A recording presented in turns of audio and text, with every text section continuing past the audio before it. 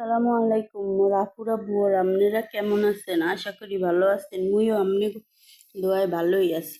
আজকে মুই আম্মে গলে লইয়েছি একটা সাধারণ রেসিপি। সাধারণ কিন্তু খাইতে খুবই অসাধারণ। দেশি মুরগির পাতলা ঝোল। চুলাটা ধরাইয়া তার উপরে একটা কড়াই দিয়ে তাতে পরিমাণ মতো তেল দিয়ে দিব। তেলটা গরম হওয়া পর্যন্ত মোরা একটু অপেক্ষা করে নিব। এরপরে লবণ দিয়ে তেলটার ভিতরে দিয়ে দেবো মাংসগুলা। কাইটটা ধুইয়া ঝরাইয়া রাখছিলাম মাংসগুলা। দেশি মুরগির মাংস। ভালো করে মাংসগুলা সব দিয়া এরপরে আমরা এই মাংসটারে ভালো করে একটু তেলের ভিতরে ভাইজা নিব। এবার লাইরা চাইরা মাংসগুলারে ভালো করে ভাইজা নিব।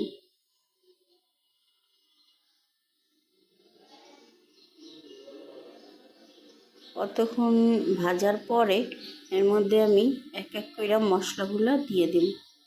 প্রথমে দিলাম দারচিনি, 4-5 টুকরা দারচিনি দিব। এরপরে দিয়ে দেব এলাচি,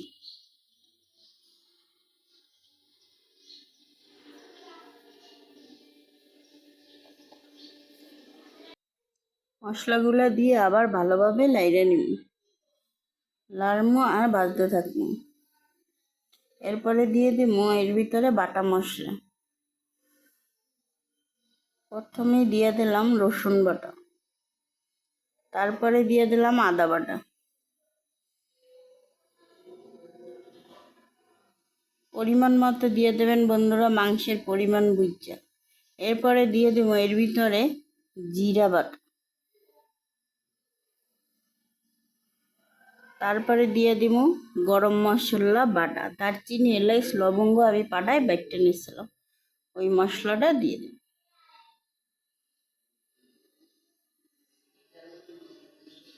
এবার দিলাম মরিচ বাটা, লাল মরিচ বেটে নিয়েছিলাম। দেওয়ার পরে ভালোভাবে মাংসর সাথে মশলাটা মিশিয়ে নেব।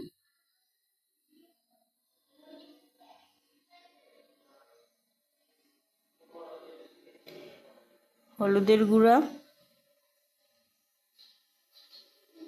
দিলাম, মরিচের গুঁড়া,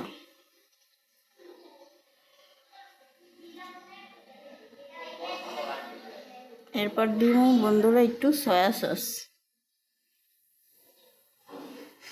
2 কাপ পরিমাণ সয়া সস দিয়ে দিন।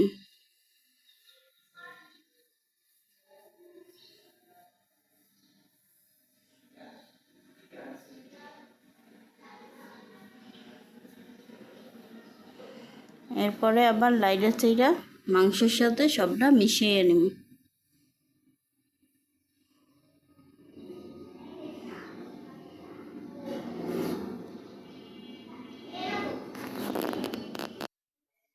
ভালোভাবে লাইড়া মিশিয়ে ভাজবো। এবার দিয়ে দেব কুচানো পেঁয়াজ। কুচানো পেঁয়াজটা দিয়ে আবার ভালোভাবে লাইড়া মাংসটার সাথে মিশিয়ে নিব।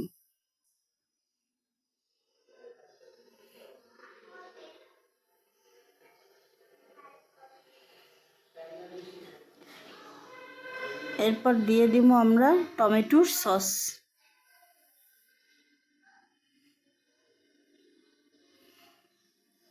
টমেটোর সসটা দেওয়া হয়ে গেলে আরেকটু কাশ্মীরি মরিচের গুঁড়া দিয়ে মাংসটারে আবার লাইড়া নিব, ভালোভাবে নাইড়া নেব।